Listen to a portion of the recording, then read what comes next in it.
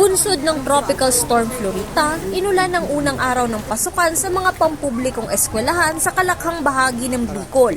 Sa Albay, itinaas ang orange warning level at napilitang tawirin ng ilang estudyante ang tubig baha, habang stranded sa pagtaas ng tubig baha ang ilang residente sa isang barangay sa bayan ng Kamalig. Itinaas naman ang yellow warning sa probinsya ng Sorsogon. Sa Naga City, nagdulot ng mabigat na daloy ng trapiko ang pagbalik ng face-to-face classes. Nasa likod ko ang Camarines Sur National High School na isa sa pampublikong eskwelahan sa Bicol na may libo-libong estudyante taon-taon. Ngunya na pagkaaga, very challenging ini sa muya. Lalong-lalo na po nag-uran. Sabi ko kaya inanday mi na antisiparan. Nakadetalye ang kapulisan, sinigurong walang kaguluhan sa mga eskwelahan. We are hoping and praying na sana walang mangyaring masama sa ating mga kabataan.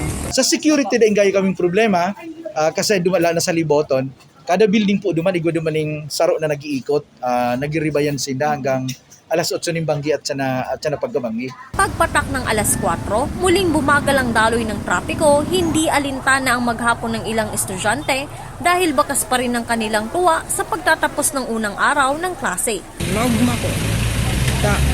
Nag-earning ko kasi mga kaklase ko dati. Mas madali na po ang makaadal.